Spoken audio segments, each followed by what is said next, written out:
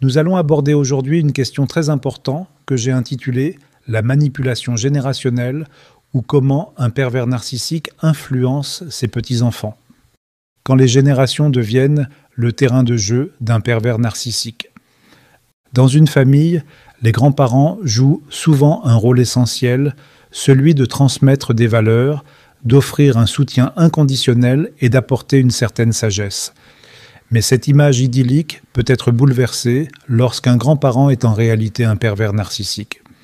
Sous des dehors affectueux et bienveillants, il agit comme un maître de la manipulation, transformant les liens intergénérationnels en un véritable terrain d'emprise. Un pervers narcissique ne change pas avec l'âge.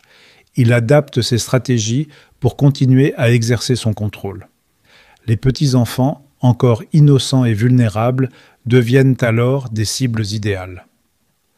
En apparence, ce grand-parent semble prodiguer son amour sans compter, mais ses gestes ne sont jamais désintéressés.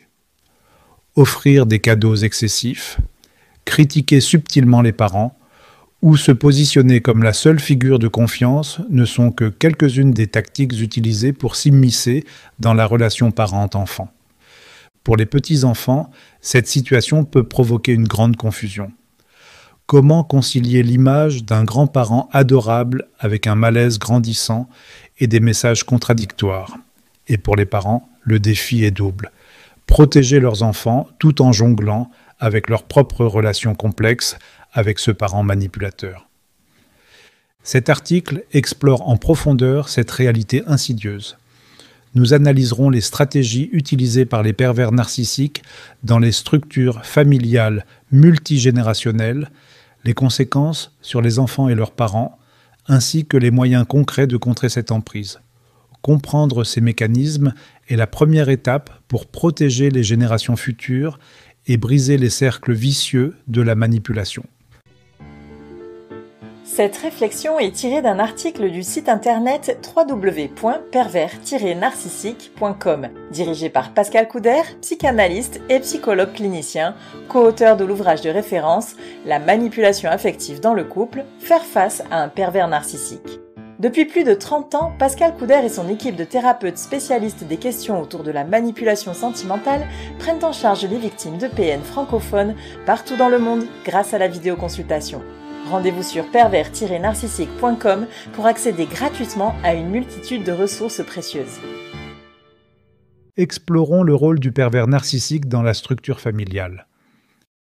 Les grands-parents occupent généralement une place précieuse dans la famille. Ils sont souvent perçus comme des figures rassurantes, capables d'offrir un amour inconditionnel et des souvenirs joyeux. Mais cette image bienveillante peut voler en éclats lorsqu'un grand-parent est un pervers narcissique. Dans ce cas, ce rôle de pilier familial est détourné pour devenir un instrument de contrôle et de manipulation. Et ce n'est pas uniquement ses enfants qui en subissent les conséquences, mais aussi ses petits-enfants. Une emprise qui s'adapte à chaque génération. Avec l'âge, on pourrait croire qu'un pervers narcissique s'adoucit. Pourtant, son besoin de domination ne disparaît pas, il évolue.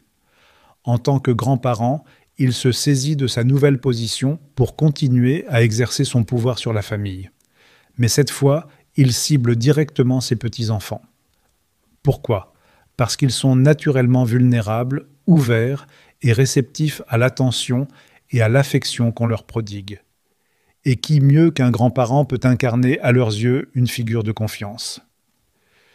Dans cette dynamique, le PN se positionne souvent comme une alternative séduisante aux parents. Il peut multiplier les gestes flatteurs, offrir des cadeaux ou proposer des moments privilégiés. À première vue, cela semble sincère. Mais il y a toujours une intention derrière ces attentions.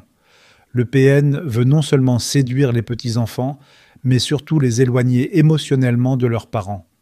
Des remarques comme « Chez moi, tu es libre de tout dire, pas comme avec tes parents » ou « Si j'avais eu des parents aussi stricts que toi, je n'aurais pas eu une enfance heureuse » peuvent paraître anodines, mais elles sapent subtilement l'autorité parentale. Diviser pour mieux contrôler. Le PN ne cherche pas seulement à attirer les petits-enfants dans son orbite, il vise également à diviser la famille, car une famille fragmentée est plus facile à contrôler. Une de ces tactiques consiste à semer la rivalité entre les frères et sœurs ou cousins. Il favorise un enfant tout en dévalorisant un autre. Par exemple, il dira « Toi, tu es tellement intelligent, pas comme ton frère qui ne fait jamais rien de bien. » Ces phrases créent non seulement des tensions au sein de la fratrie, mais elles laissent aussi des cicatrices émotionnelles profondes chez les enfants. Dans la même logique, il manipule ses propres enfants devenus parents. Il peut leur reprocher leur éducation ou remettre en question leur choix en matière de parentalité. Parfois, il adopte un ton condescendant. « Moi, je n'aurais jamais laissé mes enfants faire ça, mais chacun fait comme il peut. » Ces critiques subtiles minent la confiance des parents et renforcent leur sentiment d'être constamment sous surveillance. Le double visage du grand-parent manipulateur. Ce qui rend la manipulation d'un PN si difficile à détecter, c'est sa capacité à maintenir un double visage. En public, il endosse le rôle du grand-parent parfait. Il est celui qui est toujours là, qui donne de son temps et qui sait comment faire sourire ses petits-enfants. Cette façade irréprochable rend presque impossible pour les parents de dénoncer ces manipulations sans risquer de passer pour injuste ou paranoïaque. Mais en privé, le masque tombe. Le grand-parent adoré peut devenir froid, critique et exigeant. Il impose des attentes irréalistes, offre des attentions conditionnelles et n'hésite pas à punir par le silence ou la distance s'il n'obtient pas ce qu'il veut. Cette ambivalence est particulièrement déstabilisante pour les petits-enfants qui se retrouvent à jongler entre admiration et malaise sans comprendre pourquoi. Le rôle d'un pervers narcissique dans une structure familiale dépasse la simple relation grand-parent-petit-enfant. Il s'agit d'un mécanisme de contrôle subtil mais destructeur qui fragilise les liens familiaux et laisse des traces profondes. En prendre conscience est la première étape pour protéger les enfants et rétablir un équilibre sain. Car dans une famille où règne un PN, chaque génération devient une cible potentielle. Quelles sont les techniques de manipulation utilisées envers les petits-enfants? Dans une famille, un grand-parent est censé être une source de réconfort, un repère affectif qui offre amour et bienveillance sans condition. Mais lorsqu'un pervers narcissique, PN, endosse ce rôle, ce qui semble être une affection sincère se révèle être un outil de manipulation. Avec une habileté effrayante, le PN ajuste ses tactiques pour manipuler ses petits-enfants, profitant de leur confiance et de leur vulnérabilité. Sous couvert d'amour, il tisse un réseau complexe de contrôle émotionnel et d'emprise. Un amour avec des conditions cachées. Le PN sait comment séduire un enfant et il n'hésite pas à jouer sur ses besoins émotionnels. Cela peut commencer par des gestes grandioses, des cadeaux somptueux, des promesses de moments inoubliables ou des compliments à profusion. Mais ces gestes ne sont jamais gratuits. Ils viennent avec des attentes implicites. Tu sais que je fais ça pour toi parce que tu es spécial. Derrière cette phrase, l'enfant comprend qu'il doit se comporter d'une certaine manière pour continuer à mériter cette attention. Progressivement, cet amour conditionné installe une forme de pression invisible. L'enfant veut plaire, satisfaire et surtout éviter de perdre cette affection. Mais cette dépendance émotionnelle, bien qu'inconsciente, peut laisser des traces profondes, renforçant l'idée que l'amour doit toujours se mériter. Critiquer subtilement pour mieux diviser. Une des armes les plus efficaces du PN est la critique voilée. Il ne s'agit pas d'une attaque frontale, mais de petites remarques qui plantent des graines de doute dans l'esprit de l'enfant. Par exemple, « Tes parents sont parfois trop durs avec toi, non ? Ici, tu peux toujours être toi-même. » À première vue, cela semble être une tentative de réconfort. Mais l'objectif est clair, mettre une distance émotionnelle entre l'enfant et ses parents.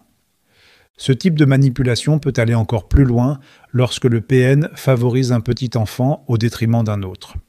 Il pourrait dire « Toi, Tu es vraiment spécial, pas comme ton frère qui est toujours dans la lune. Ces comparaisons créent des tensions au sein de la fratrie, alimentent les rivalités et isolent davantage l'enfant favorisé, pris dans le piège d'un faux sentiment de privilège. Le poids du chantage émotionnel. Le PN n'a pas de scrupule à utiliser les émotions d'un enfant pour obtenir ce qu'il veut. Combien de fois un enfant peut-il entendre des phrases comme « Si tu ne viens pas me voir ce week-end, je vais être tellement triste ». En disant cela, le PN impose à l'enfant une responsabilité qui ne devrait jamais être la sienne. L'enfant, sensible par nature, ressent alors une culpabilité qu'il ne peut pas expliquer. Ce chantage, répétitif, installe une pression psychologique silencieuse. L'enfant apprend à répondre aux attentes du PN pour éviter de faire du mal. Cette dynamique, qui semble presque anodine au début, peut façonner sa manière de réagir aux relations bien au-delà de son enfance. Le chaud et le froid, l'art de désorienter. Avec les petits-enfants, le PN applique aussi une stratégie déstabilisante, l'alternance entre le chaud et le froid. Un jour, il est attentif, drôle et engageant. Le lendemain, il devient distant, parfois même indifférent. Pour un enfant, ce changement soudain est incompréhensible. Il se demande ce qu'il a fait de mal, pourquoi l'attention de son grand-parent s'est soudain évaporée. Ce jeu de chaud et froid pousse l'enfant à chercher en permanence l'approbation du PN. Il fait tout pour regagner l'affection perdue, sans réaliser qu'il est pris dans un cycle toxique où il ne pourra jamais vraiment satisfaire son grand-parent. Les techniques de manipulation d'un PN envers ses petits-enfants ne sont jamais flagrantes. Elles se cachent derrière des gestes bienveillants ou des paroles apparemment innocentes, mais leurs effets sont profonds et durables. Ces enfants, souvent trop jeunes pour comprendre ce qui se passe, ont besoin de protection. Comprendre ces comportements, les nommer et agir pour y mettre un terme est essentiel. Les petits-enfants méritent une relation familiale où l'amour est sincère, et non une arme dans un jeu de pouvoir. Quelles sont les conséquences sur les petits-enfants et la famille ? Les manipulations d'un pervers narcissique ne se limitent jamais à l'instant présent. Elles laissent des traces profondes, souvent invisibles sur le moment, mais qui finissent par émerger sous forme de conflits familiaux, de blessures émotionnelles et de troubles identitaires. Lorsqu'un PN manipule ses petits-enfants, les impacts se répercutent sur l'ensemble de la structure familiale. Les enfants eux-mêmes, mais aussi leurs parents et les relations intergénérationnelles sont durablement affectés. Des petits-enfants pris dans un tourbillon émotionnel. Les enfants sont par nature sensibles, réceptifs et confiants. Face aux manipulations subtiles d'un grand-parent PN, ils se retrouvent souvent piégés dans une confusion émotionnelle. Ils oscillent entre l'affection qu'ils ressentent pour leurs grands-parents et le malaise grandissant provoqué par ces comportements contradictoires. Une des conséquences les plus marquantes est le développement d'un sentiment de culpabilité. À force d'être soumis au chantage émotionnel et aux attentes implicites, l'enfant finit par intégrer l'idée qu'il est responsable du bonheur ou de la tristesse de son grand-parent. Cette culpabilité peut l'amener à se suradapter, à nier ses propres besoins pour satisfaire ceux de son manipulateur. Par ailleurs, le jeu du chaud et du froid crée chez l'enfant une insécurité affective. Ne sachant jamais à quoi s'attendre, il devient hypervigilant, cherchant constamment à éviter les situations de rejet ou de conflit. Avec le temps, cette instabilité peut fragiliser son estime de soi, le rendant vulnérable à d'autres formes de manipulation à l'âge adulte. Des parents déstabilisés et fragilisés. Les manipulations d'un PN envers ses petits-enfants ne se font jamais en vase clos. Les parents, eux aussi, sont directement touchés par ces comportements. Voir ses propres enfants se tourner davantage vers leurs grands-parents, voire remettre en question leur autorité, peut être dévastateur. Le PN sème intentionnellement ces tensions car elles lui permettent de garder un contrôle sur la famille. les critiques subtiles ou les remarques dévalorisantes à l'égard des parents finissent par éroder leur confiance en eux. Tu vois, je suis obligé d'intervenir parce qu'ils ne savent pas gérer ça. Ces petites piques répétées instaurent un doute insidieux. Peut-être que je ne fais pas bien les choses. Les parents se sentent alors isolés, voire impuissants, face à l'influence du PN sur leurs enfants. Cette dynamique peut également entraîner des conflits entre les parents eux-mêmes, l'un étant parfois plus indulgent envers le PN ou moins conscient de ses manipulations. Cela renforce les divisions familiales et laisse le champ libre aux manipulateurs pour s'immiscer davantage. Un climat familial empoisonné. Lorsque le PN manipule plusieurs générations, la famille entière devient un champ de bataille émotionnelle. Les relations entre frères et sœurs ou cousins peuvent être marquées par des rivalités alimentées par le PN. Les tensions se multiplient, les non-dits s'accumulent et le climat familial devient de plus en plus pesant. Par ailleurs, l'image publique du PN, souvent perçue comme charmante ou irréprochable, rend difficile toute tentative de confrontation. Ceux qui osent pointer ces comportements toxiques risquent d'être ostracisés ou accusés de créer des problèmes inexistants. Cette dynamique de silence imposée empêche toute véritable communication familiale et perpétue le cycle de manipulation. Les traces à long terme, une famille fracturée. Les conséquences des manipulations d'un PN ne disparaissent pas une fois les enfants devenus adultes ou le grand-parent absent. Les blessures laissées par ces dynamiques toxiques peuvent perdurer, marquant profondément les relations familiales. Les enfants manipulés peuvent grandir avec une vision déformée de l'amour et de l'affection, associant ces sentiments à des attentes implicites ou à une peur constante de décevoir. Quant aux parents, ils peuvent garder un sentiment d'échec ou de culpabilité pour ne pas avoir su protéger leurs enfants de cette emprise. Ces schémas, s'ils ne sont pas identifiés et déconstruits, risquent de se transmettre aux générations suivantes, prolongeant l'influence du PN bien après son départ. Conclusion du chapitre. Les conséquences des manipulations d'un pervers narcissique dans une structure familiale multigénérationnelle sont vastes et souvent dévastatrices. Elles affectent directement les petits-enfants, les parents et les relations entre eux, créant un climat de méfiance, de culpabilité et d'instabilité. Mais comprendre ces impacts, c'est déjà un premier pas pour briser ce cycle.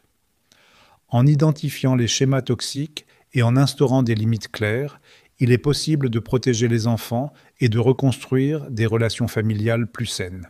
Alors, comment protéger les enfants et gérer la dynamique familiale ?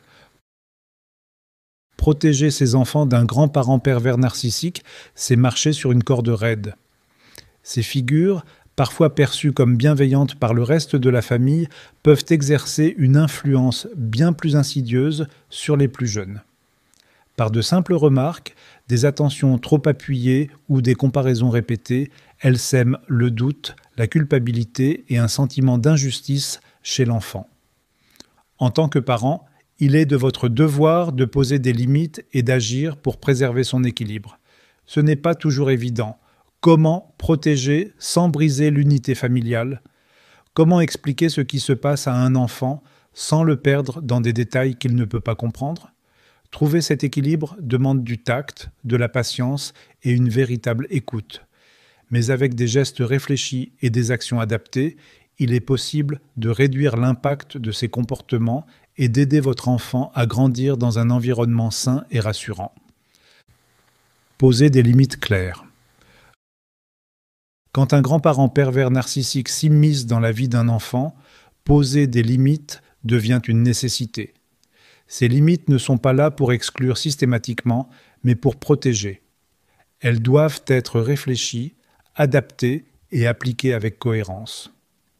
Il ne s'agit pas d'imposer une rupture brutale, mais plutôt de structurer les interactions afin de réduire l'impact de comportements qui peuvent être nuisibles pour l'équilibre de l'enfant. Imposer des règles pour les interactions.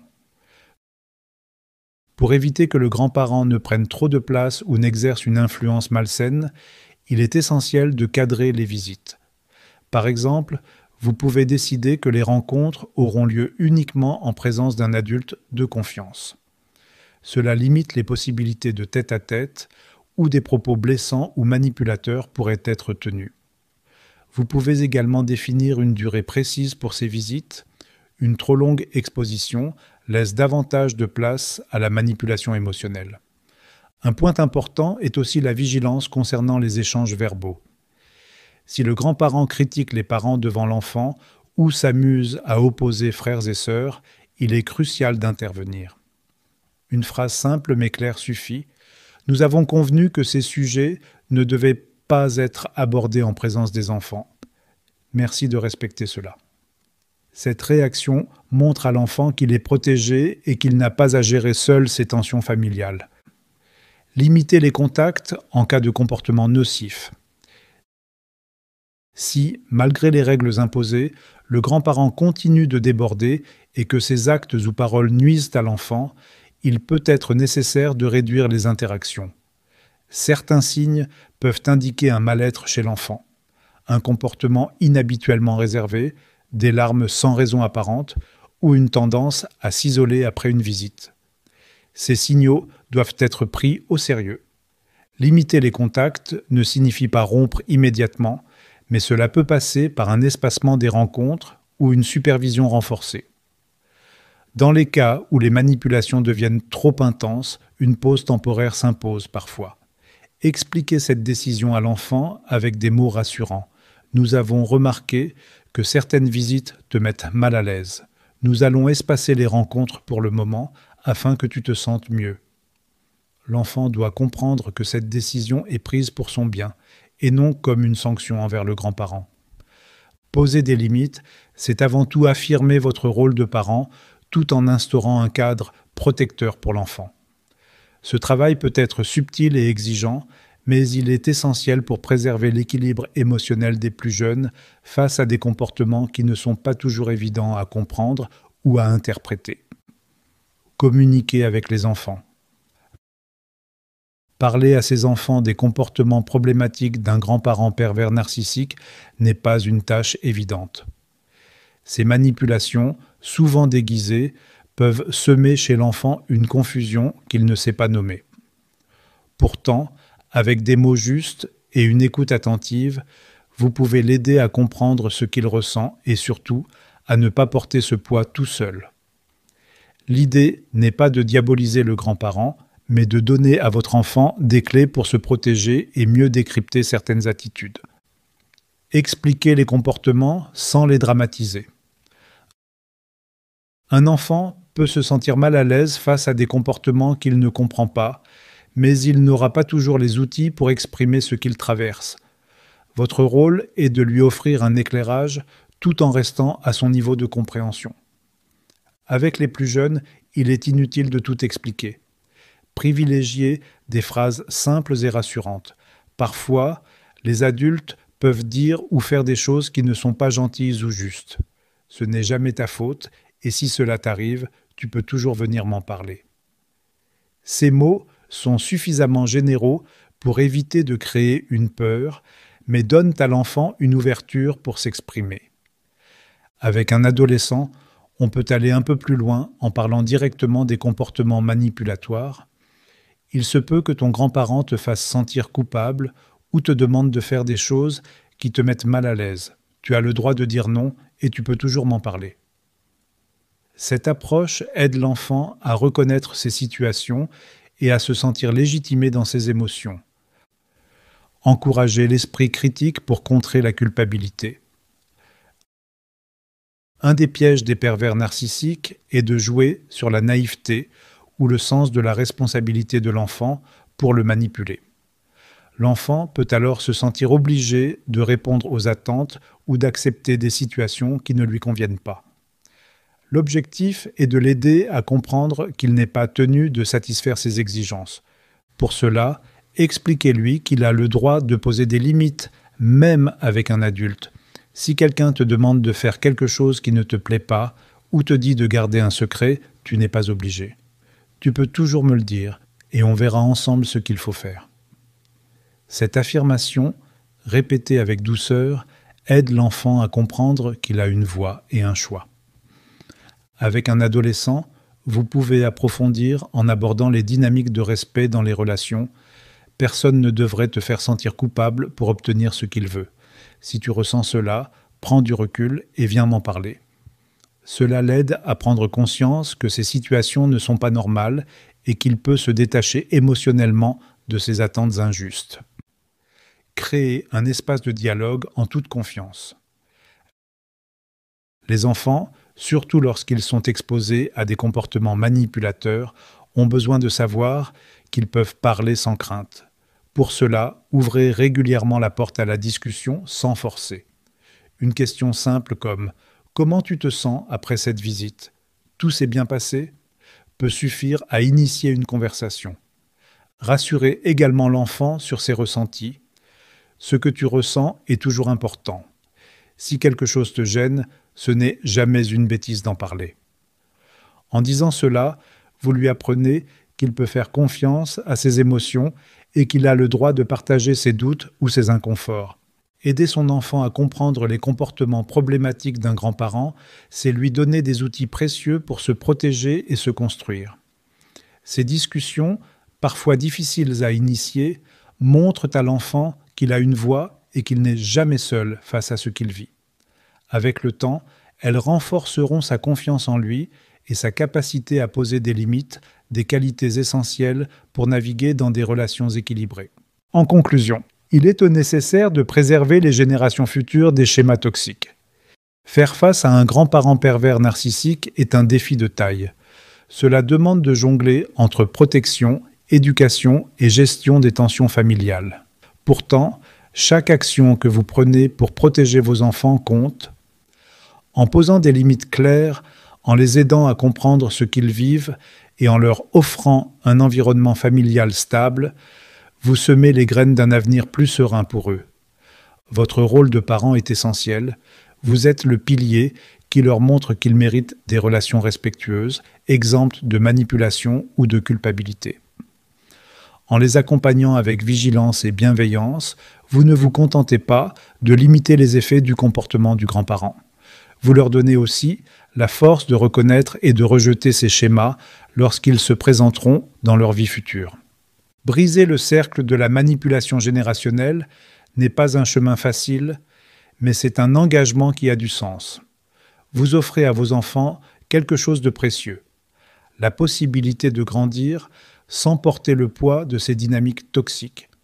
C'est un acte d'amour profond qui construit des bases solides pour leur épanouissement et, peut-être, pour les générations à venir.